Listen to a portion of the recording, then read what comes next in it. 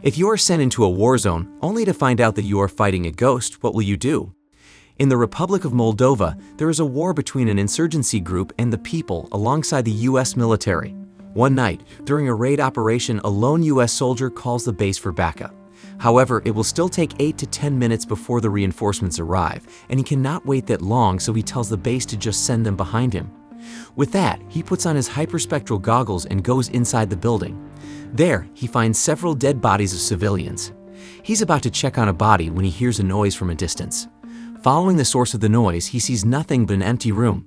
But to his surprise, he sees through his goggles how an unknown entity starts forming in front of him. Reporting the anomaly to the commands, he peeks outside his goggles and sees nothing. But upon putting it back on, the entity appears to be in the shape of a human, and it suddenly charges at him, killing the soldier in an instant. Meanwhile, in a dumpster in Virginia, a researcher named Dr. Mark Klein scavenges the wasted machinery as he looks for tetracine. Afterward, he goes to work as he completes his latest invention, which is a pulsed energy ray that will be used as a deterrent. As it turns out, Klein is working for Defense Advanced Research Projects Agency, commonly known as DARPA. Shortly after, he demonstrates his latest invention to the investors, amazing them with its capability to easily melt a block of ice. According to Klein's superior, Dr. Mindala, the project started as a request from a SEAL team to flash freeze or boil the enemy's water supply. Out of the blue, one of the men in suits asks if they have already tried it on a living subject, surprising Mindala and Klein. Mindala explains that the ray is not intended to harm humans directly, but another man in a suit insists that they want them to test it on a living subject. Sometime later, Mindala talks to Klein about the investor's request, but Klein makes it clear that he invented the ray as a deterrent and not to boil other people's lungs. Hearing this, Mindala says they're living for war, hence their business is to make weapons that will win a war.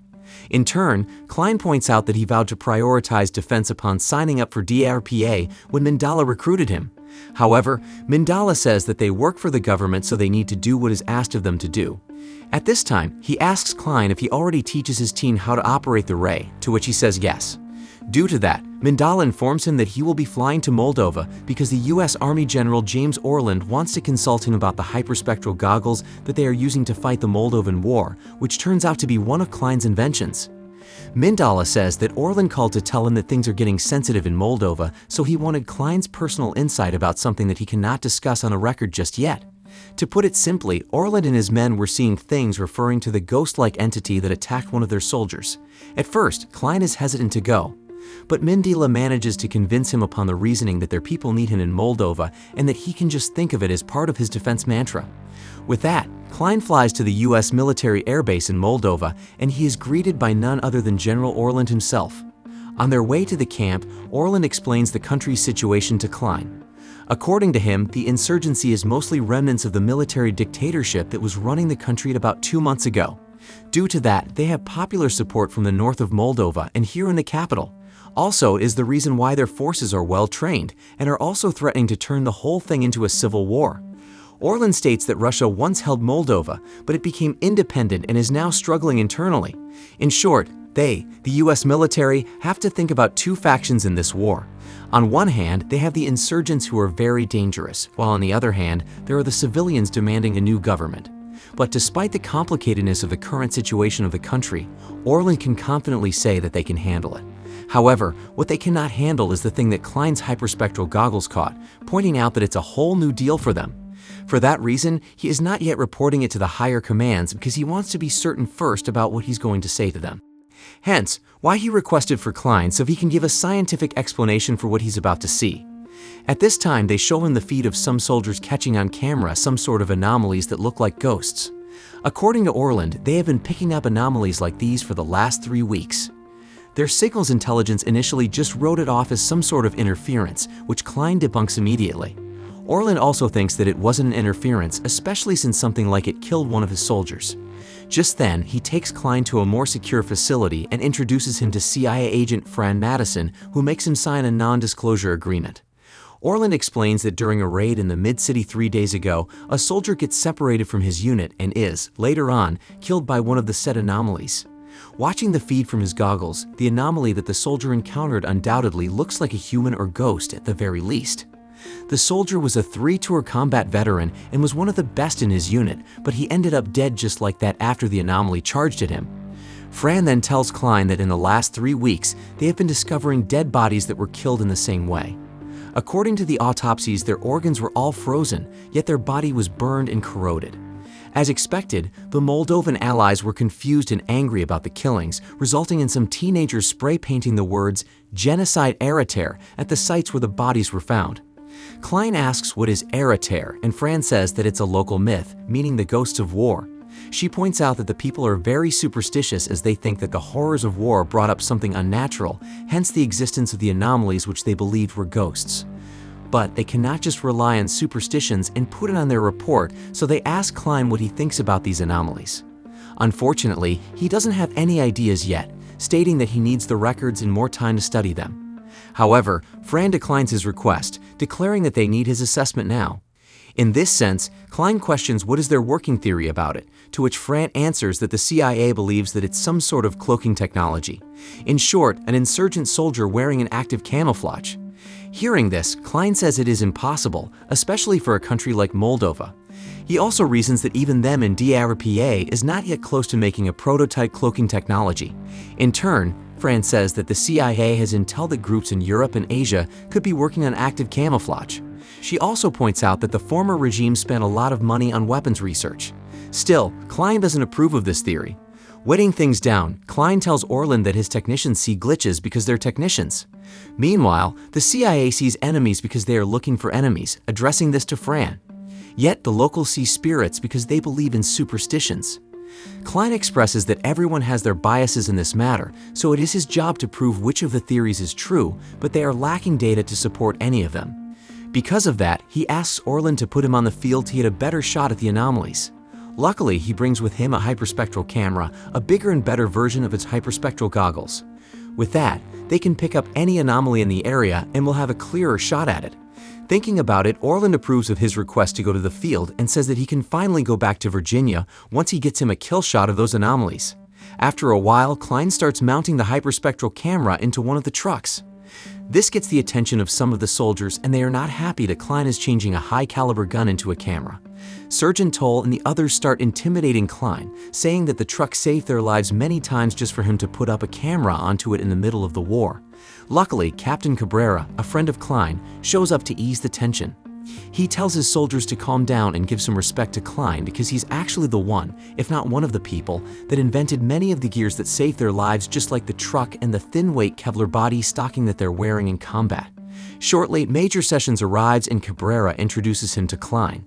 Sessions then tells Klein that his camera should work better this time because he doesn't want to lose another man in the field because of those anomalies again.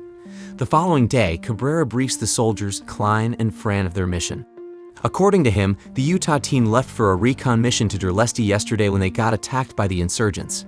Based on their last known location, they think that what's left of the team is currently hiding in a 5-story building in the town.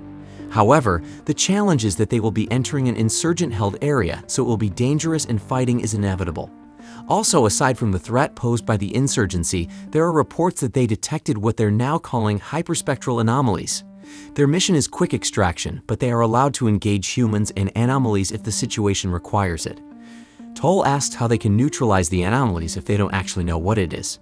Fran then butts in, sharing with the team that they could be insurgent soldiers wearing active camouflage, so she wants to take their technology as less damage as it could be, reminding them to be precise with their shots. With that, the Dagger Team 1 rolls out. Some time later, they reach the target building with no hassle and no attack at all. Wearing their hyperspectral goggles, the soldiers cautiously move inside the building to rescue what's left of Utah team. At first, everything was going well, aside from the fact that they were discovering bodies left and right, both insurgents and US soldiers. Then, they finally find a survivor of the Utah team hiding under a bathtub, but he is so scared and paranoid. Asking him about his team, the sergeant just says that they're all dead as the anomalies got to them first. And just as the others find the dead bodies of the Utah team, the anomalies start appearing and attacking Dagger Team 1. They try to fight back, but their bullets just go through the anomalies, proving it to be useless against them. Due to that, they have no other choice but to retreat, running away defenseless from the anomalies as they kill them one by one. Acting quickly, Klein gets on top of the truck to maneuver the camera and get a clearer shot of an anomaly. At the same time, Cabrera charges with a rocket launcher and attacks the anomaly, but it's still ineffective against it. Unfortunately, Cabrera meets his end as the anomaly attacks him and Klein witnesses it as it happens right in front of him. With their captain and most of their team dead, the remaining soldiers start retreating back to base. But to make matters worse, their trucks get caught in landmines. Most of them except the sergeant from the Utah teams and the drivers survive, yet the vehicles are now useless, so they settle in a nearby factory.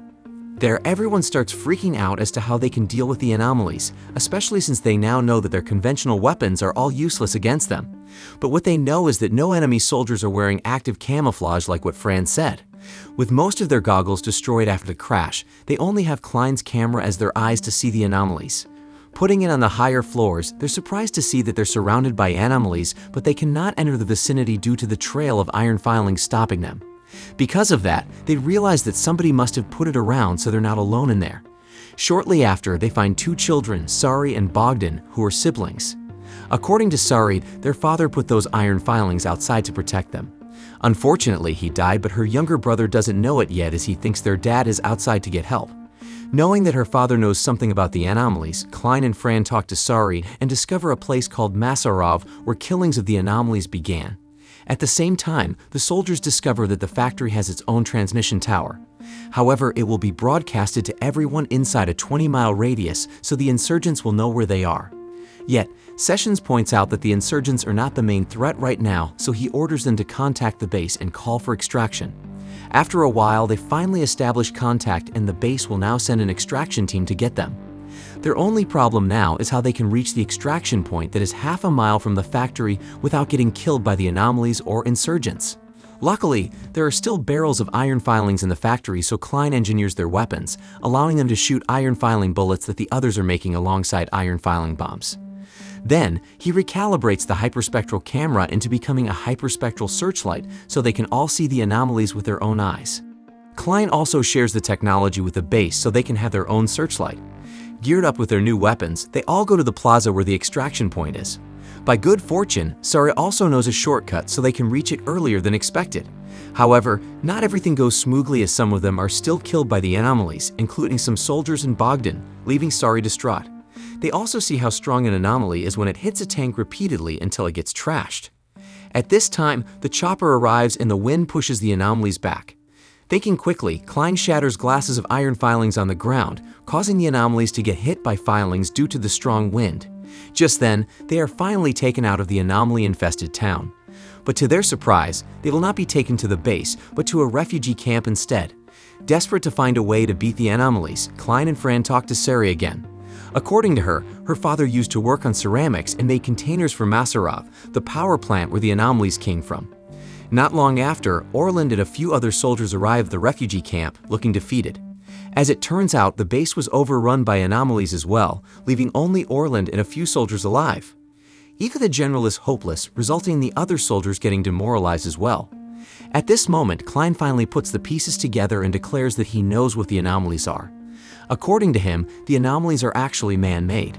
He then explains to them the Bose-Einstein condensate, which is a man-made matter that has very unusual properties that can be slowed down by iron filings and cannot go through ceramics. But to create such a matter, it will require lots of power, hence the involvement of the power plant in Masarov. In short, the anomalies were man-made weapons that either set loose on purpose or broke loose accidentally. Yet, what's important is that he finally knows what they are so he can now make the right weapon to deal with, referring to the pulsed energy ray that he created back in Virginia with a little bit of tweaking. With that, Klein begins to utilize every weapon and equipment that they have from the bunker and the gear that Orland brought from the base to create the weapons to fight the anomalies. Then, he also makes more hyperspectral searchlights and then mounts them on the back of a robot that looks like a mechanical dog. The next day, the soldiers go to the power plant in Masarov in an attempt to put an end to the anomalies. Upon landing, the anomalies start appearing immediately, so they test their new weapons against them.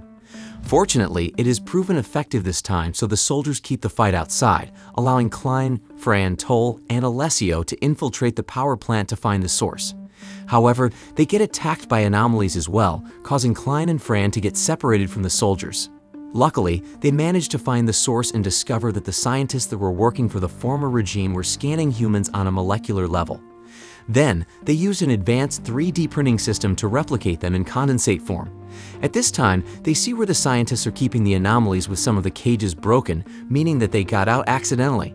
While the battle outside turns bad for the soldiers as the anomalies start to overwhelm them, Klein begins to activate the failsafe system. To make matters worse, more anomalies are starting to break out of their cage, so Fran has to protect Klein from them. And just as they are about to lose, Klein finally deactivates the anomalies' apparitions and saves the lives of the soldiers. Afterward, Klein and Fran discover the source of the anomalies, which are actual human brains and peripheral nervous systems, meaning that those anomalies were actually conscious and somehow alive. Wanting to let the poor test subjects go to rest, Klein and Fran unplug their machines, giving them peace at last. After everything is done, they go back to the refugee camp and are treated medically. Sometime later, Klein asks Fran about the new survey teams that he notices. According to Fran, they are going back to Masarov to tear it apart piece by piece in hopes of getting something out of the research done there and using it for the US military's benefit. Along with the teams coming back is Dagger Team 1 with Sessions, Toll, and Alessio. They actually wanted Klein to come with them, but Fran knows he doesn't want to, so she didn't bother to ask, to which Klein agrees. After a while, Fran, Orland, and Suri see him before going, with Suri thanking him for giving justice to her father and brother by putting an end to the anomalies. The movie ends with Klein boarding the plane back to Virginia. Spectral is a movie that was released by Netflix back in 2016 and is actually underrated. It has a very good plot that is not wasted at all. Although the characters are generic, it's not hard to root for them throughout the film. At some points, there are also scenes that show how human they are in going through such horrific experiences. Overall, Spectral is a really good film that is easy to recommend to everyone.